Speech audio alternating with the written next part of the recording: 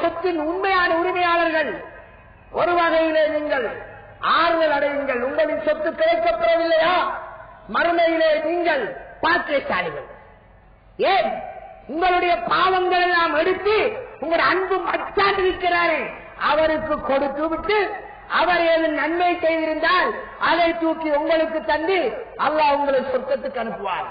மச்சான்மார்களே, மச்சினன்மாரின் சொத்துக்களை அது எதுவாக இருந்தாலும் சரி, மாமனார் கஷ்டப்பட்டு சம்பாதித்த சொத்துக்களை நீங்கள் வைத்திருந்தால், வீடோ காணியோ காசோ, அந்த மனிதன் போட்டுவாரை உலாவிக் கொண்டிருக்கிறார். நீ காரில் போனால் அந்த மனிதன் நடக்கலாம் பைஸ்கலம் இல்லாமல். வைத்திருந்தால் மறுமையிலே, மறுமை என்றால் என்ன? அடுத்த ஜென்மமா? இப்போ ஒரு பூகம்பம் ஏற்பட்டால் அடுத்த காலம் மறுமை. அடுத்த காலம் நாம் எங்கே போயிடுவோம், வீடு போய் சேருவோமான்றது தெரியாது. அடுத்த கணம் எங்களுடைய மலக்கு மௌத்துக்கு வந்தால் எங்கள் மறுமை தொடங்குகிறது. நாங்கள் எங்களுடைய டோட்டல் நன்மைகளை கொடுத்துவிட்டு நரகம் போக வேண்டி வரும்.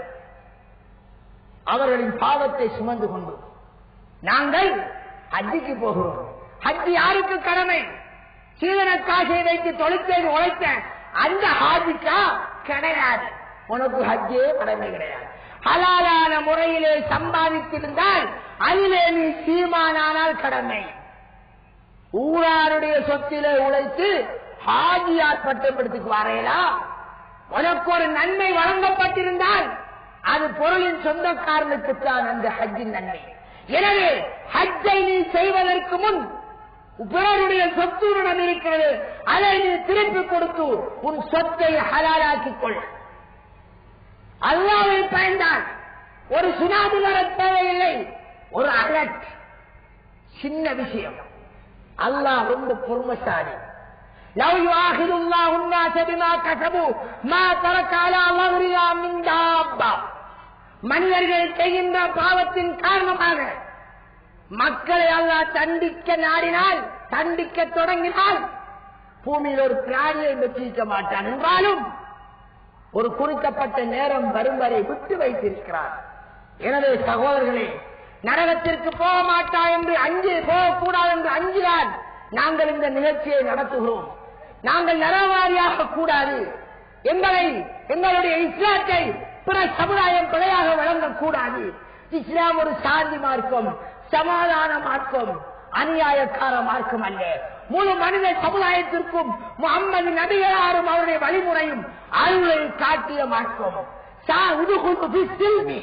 இஸ்லாத்திலே சாந்தியிலே பூரணமாக நுழையுங்கள் என்கிறார். எனவே அன்புக்குரிய சகோதரர்களே, இந்த சாந்தி சமாதானத்தை நாங்கள் முழுமையாக எங்களுடைய சமுதாயத்தில் ஏற்படுத்த வேண்டும் என்றிருந்தால் ஒவ்வொருவரும் உங்களுடைய கடமைகளை உணருங்கள். தாய்க்குலமே அல்லாஹ்வை பயந்து கொள்ளுங்கள். உன்னுடைய ஆண் மகனை அல்லாஹ்வுக்கு பயந்தவனாக வளர்த்தடி. எக்காரணம் கொண்டும் உனது ஆண் மகனை கொள்ளக்காரனாக மாற்றாதே. உன் பிள்ளை பக்கத்து வீட்டிலே அவன் சிறுவனாயிருக்கிற போது எதையேனும் அங்கிருந்து எடுத்து வந்தால் என்ன சொல்வாய்? கூடாது மகனை கொண்டு போய் கொடுத்து விடு என்று சொல்வாய். அப்படி வளர்த்து விட்டு அவன் பெரியாளானது என்ன சொன்னாய்? மகனே, நீ சீவனம் வாங்கவில்லையா, நான் நஞ்சு உடுத்தி செத்துருவேன் என்றாயே. உன்னை விட ஒரு மோசமான கொடுமைக்காரி யாராக இருப்பா? கொள்ளக்காரன் ஆகாவிட்டால் நஞ்சு உடிப்பார் என்று சொல்றையே. உன் அல்லாஹ் எப்படி போய் வாட்டுவான் நரகத்தில்? சற்று சிந்தித்துப்பார். எனவே மாமிமார், ஆம்பளையை பெற்ற தாய்மார்களே, அல்லாஹ்வை பயந்து கொள்ளுங்கள். மொத்தத்தில் வாலிபர்களே, உங்களின் கடமை என்ன என்பதை சிந்தித்து வழங்குங்கள். குமரிகளே, உங்களுக்கும் அல்லாஹ்வுடன் கேள்வி அனுப்பியிருக்கிறது. நீங்கள் வெளியானால் நான் சீதனம் கேட்கின்ற வீடோ வளவோ காண்டியோ எது கேட்கின்ற ஆற்றலை நான் முடிக்க மாட்டேன்.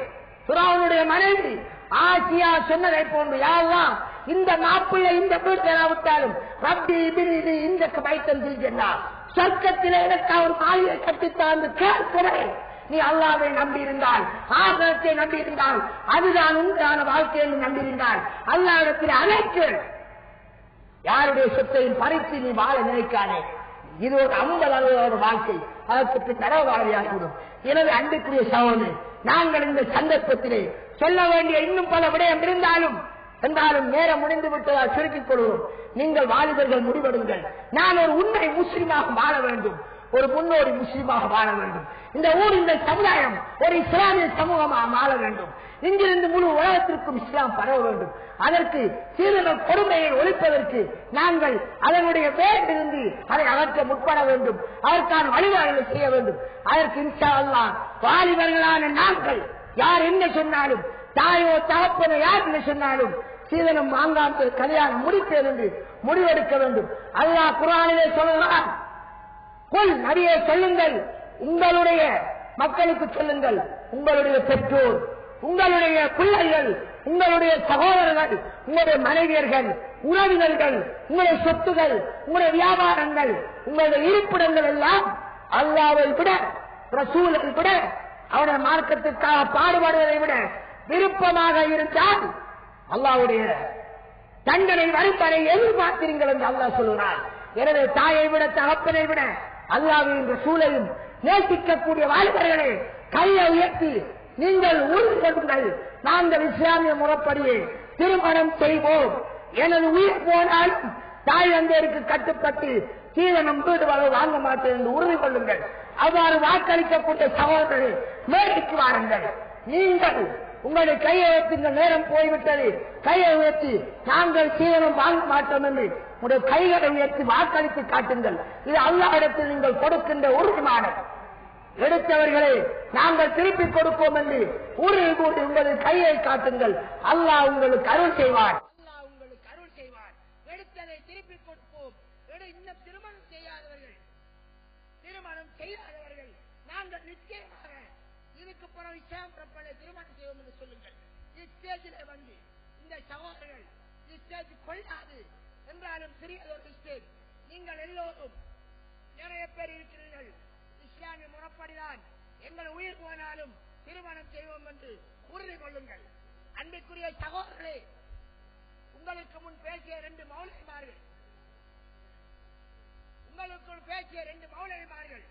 அவர்கள் 2 பேரும் இந்த ஊரில் உள்ள 2 வாலிபர்கள் இன்னும் திருமணம் செய்யாதவர்கள், இதுவரை திருமணம் செய்யாதவர்கள். அன்பிற்குரிய சகோதரர்களே, உங்களுக்கு முன் பேசிய 2 மௌலவிமார்கள்,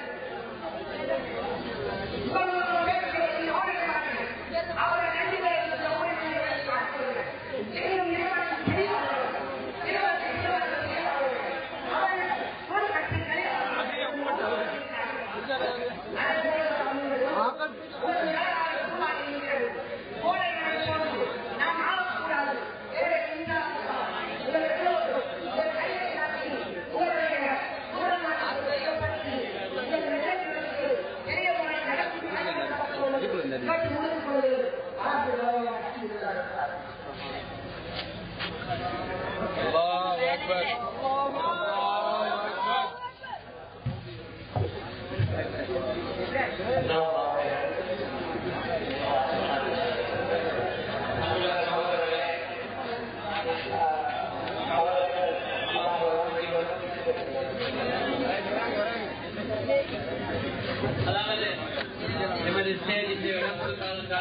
பல சகோதரர்கள் கீழே நின்று அந்த உரிமை எடுத்தார்கள். அல்லாஹ் அவர்களுக்கும் ரஹ்மத் செய்ய வேண்டும். அன்புள்ள